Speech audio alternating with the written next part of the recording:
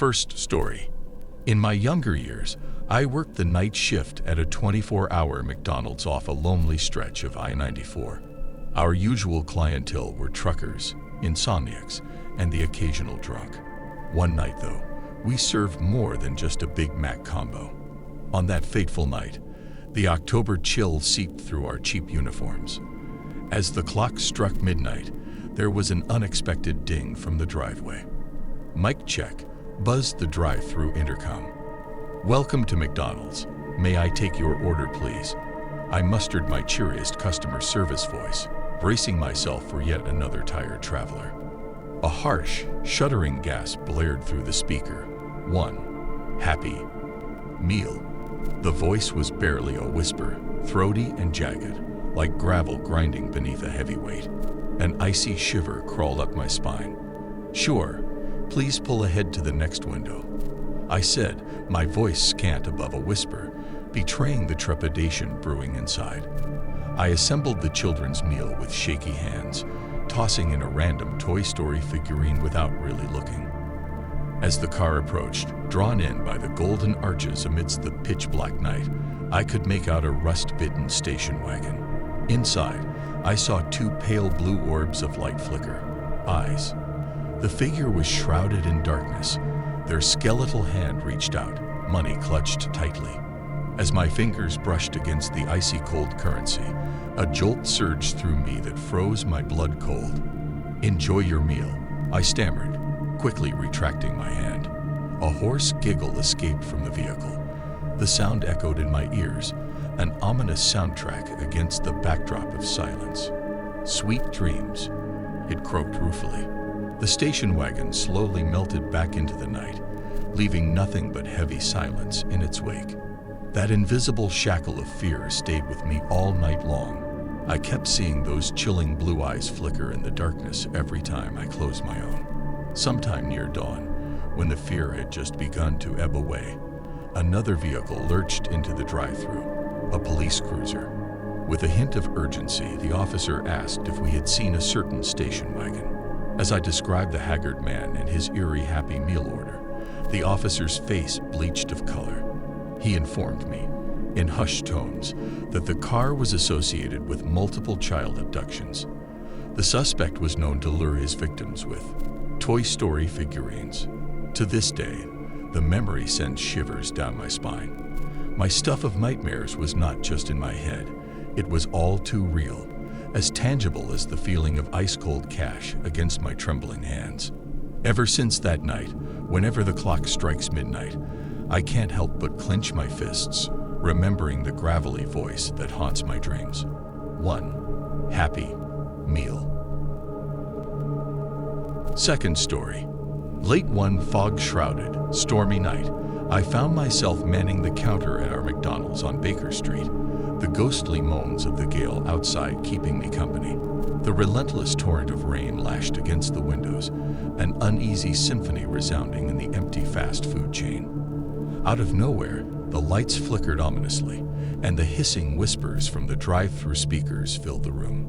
Large Big Mac meal, a filet-o fish, a voice eerily calm yet fraught with despair seeped in.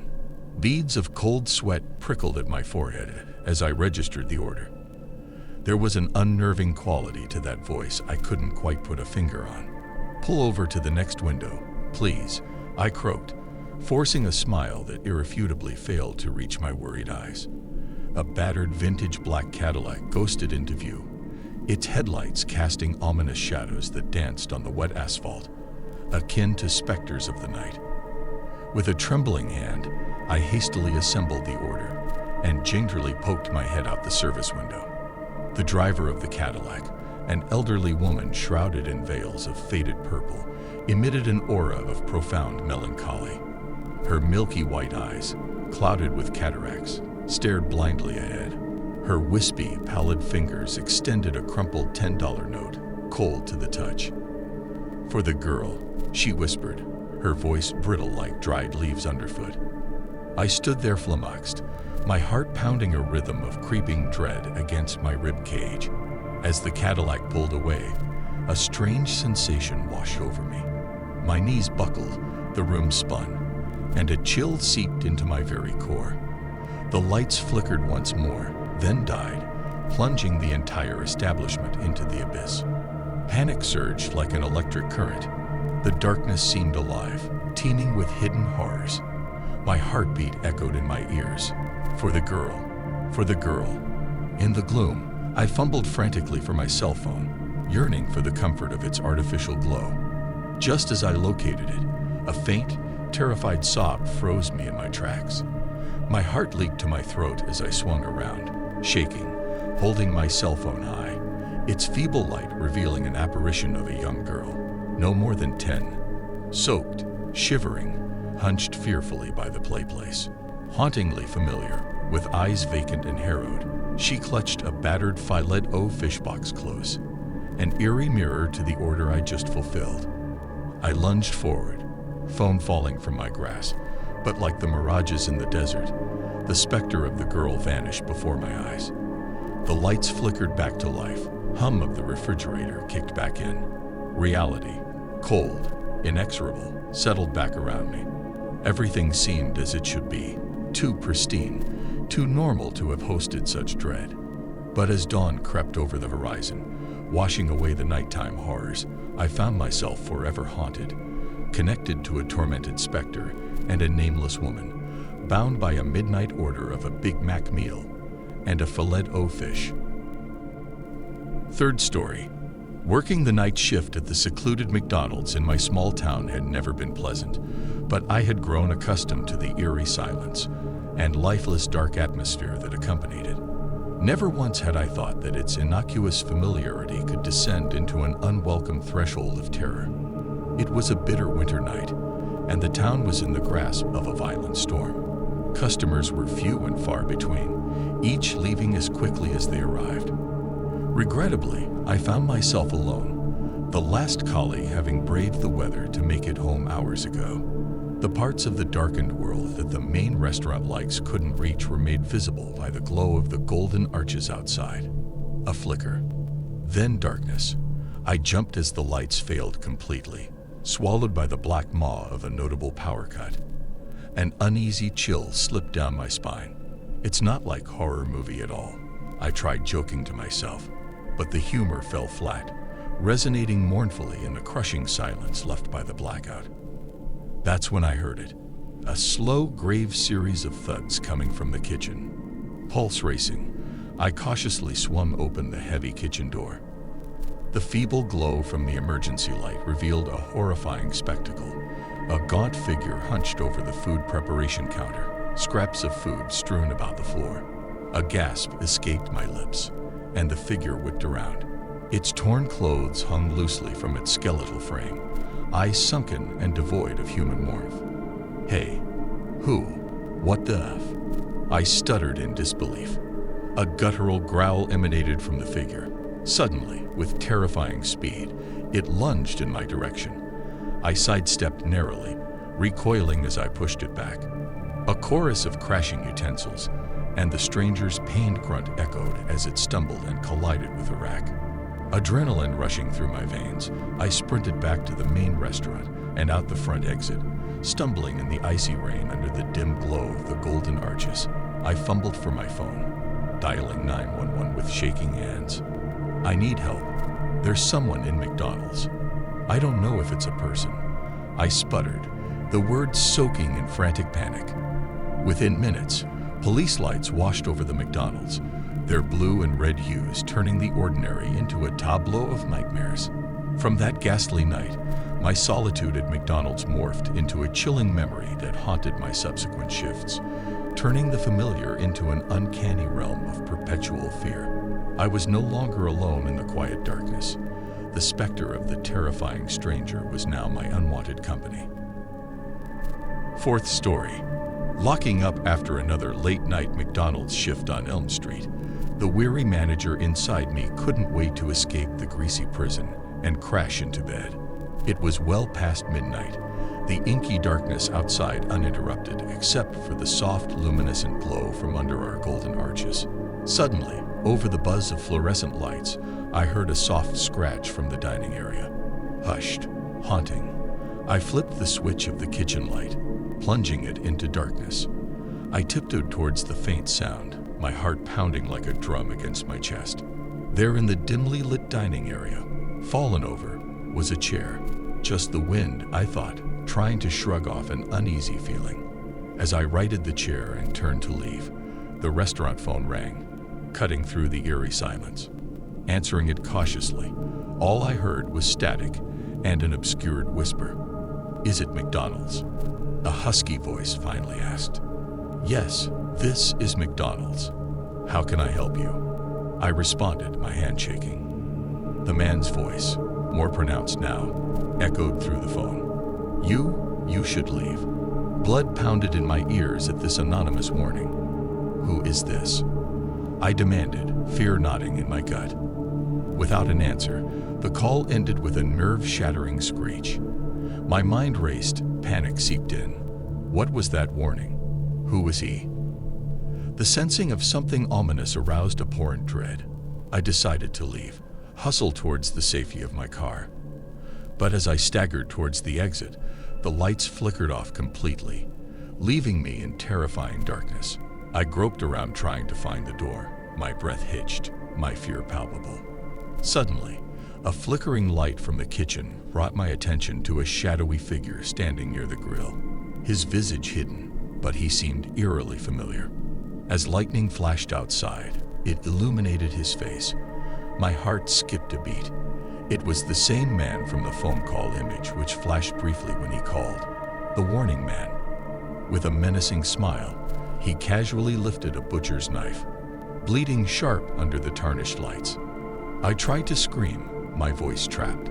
I fumbled for the door latch, but instead I fell, knocked over by fear. Then, the scraping sound of the knife on the counter, like a chilling symphony of impending doom, echoed in the dark, dread-filled McDonald's. Suddenly, lights from a car flooded inside through the glass, and the restaurant lights flickered back on. The figure had vanished. A haunting specter evaporated. A group of drunk teenagers stumbled in, laughing loudly. Back in civilization's comfort, I sighed deeply. I convinced myself it was fatigue, a mere hallucination. However, every shadow, every call, every night shift at Miss E. Donald's still reverberated that terrifying memory, every slice of horror permanently etched in my mind. It was a grim reminder that under the benign glow of the golden arches, the boundary between the ordinary and the extraordinary festered ominously in the harsh playground of reality and dread, doling out spectral stories filled with unworldly terror. Fifth story. As a McDonald's late shift worker, I had more than my fair share of spooky incidents to remember, but one encounter stood out, a chilling night that forced me into realms hitherto untouched by my pragmatic world. On that fated night, the sinking winter sun was quickly devoured by cloud-laden skies. Pulling up my jacket as the icy winds howled outside, I assumed it would be an uneventful evening. Yet the universe had different plans. Working alone, as usual, I dealt with the sparse customers and was packing away as the midnight clock chimed. Just then, I heard a soft knock against the glass doors. Glancing up, I saw him, a haggard man, his unsteady eyes begging for help, and a grisly beard framing his hollow face. Reluctantly, I unlocked the door and let him in. He smiled, revealing a row of rotten gums. "Thank you. I need food," he mumbled. Each word was a labor, weighed down by unseen burdens.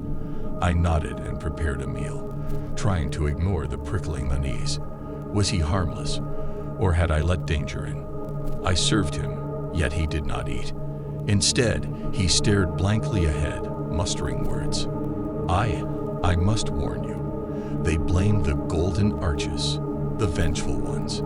His voice trailed off, lost in echoes of insanity. Right then, insanity felt a lot closer to truth than comfort. His weird proclamation sent chills down my spine. Laughing off my growing anxiety, I asked, "Who's blaming the arches?" A pained look twisted his features. "The ones from the dark," he replied, his voice a mere whisper. Chiding myself for entertaining his delusions, I ushered him out. But just before leaving, He turned back, uttering, "Wear this, it keeps them away."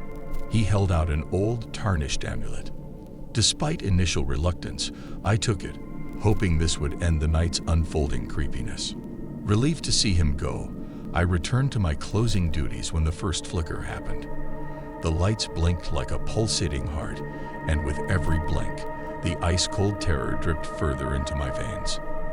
Suddenly, deep in the kitchen shadows, I saw them, the specters he spoke of. Their mournful eyes glowed, their feeble hands reaching out for me. Paralyzed with fear, I clutched the amulet so tightly that the sharp edges bit into my hand. Quickly, I recited every religious phrase I remembered, my voice shaking. The terrifying figures still advanced, the lights flickering rapidly as they inched closer. Just when a spectral hand was inches away from my face, touching the hollow coldness of death, everything stopped. It was as if time had held its breath.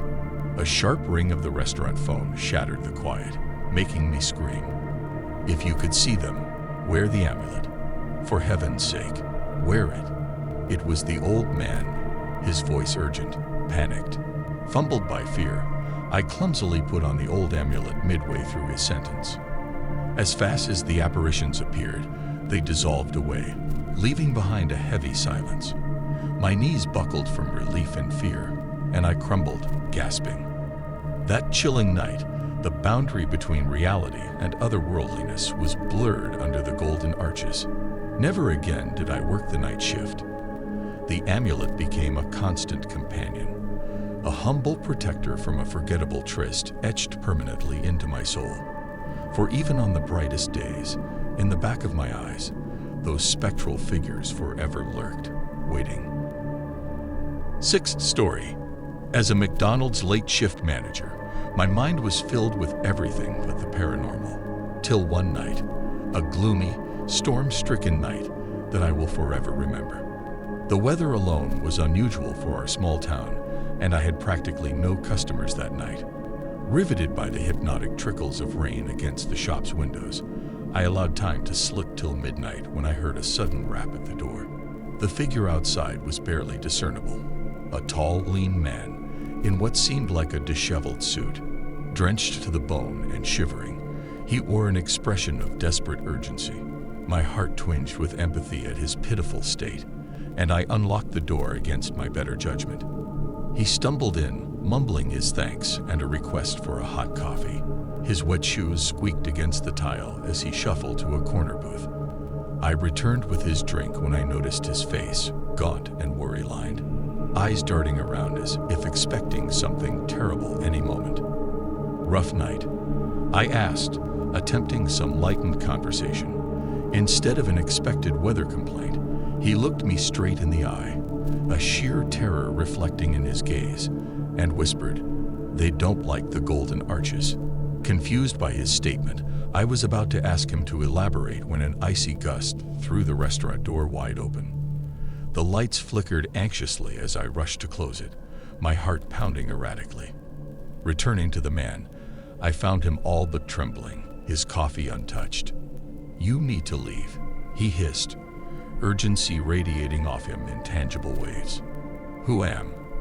I started only to be cut off abruptly by a guttural roar that reverberated throughout the restaurant. My question hung unanswered in the air, and a paralyzing dread encapsulated me. He grimaced, reaching out to place an odd-looking bronze amulet in my hand. "Wear this and remember, they don't like the golden arches," he whispered hurriedly before striding out, leaving me alone in the eerie silence. Against the growing feeling of unease, reasoning with myself, I secured the amulet around my neck, a futile hope of dispelling the unease. However, the silence of the restaurant was suddenly, violently shattered by the sound of a distinct growl that seemed to emanate from the darkened kitchen. My heartbeat pounded in my throat as I cautiously approached the darkness. As the swinging door creaked open, a pair of shining eyes met my horrified stare from the shadowed depths, eyes that were decidedly not human. I froze in my terror, my mind a whirlpool of sheer panic. Gathering every ounce of courage, I choked out a prayer, the amulet clutched tight in my sweaty palm. but the creature was advancing menacingly towards me, its snarls growing louder with each step. I could see it now, a hulking, malformed shadow figure, with teeth that dripped of some dark substance. My prayers hitched in my throat, the room spinning wildly as I collapsed to my knees. Just then, the creature let out a harsh, shrieking howl, recoiling visibly from the glinting amulet. Then, as abruptly as it came, it disappeared, leaving an oppressive silence in its wake. My shaky relief was broken by the ringing of the telephone. Jolting me out of my terrified stupor, I answered the call in a dazed manner. It was that same odd man. "Don't ever take off the amulet," he murmured urgently before hanging up. Petrified by what transpired, I quit my job the next morning. That golden amulet, a mere trinket on the surface, had saved me from an unexplainable horror and now resides permanently around my neck, a heartbreaking reminder of the terrifying ordeal I unfortunately experienced under the golden arches.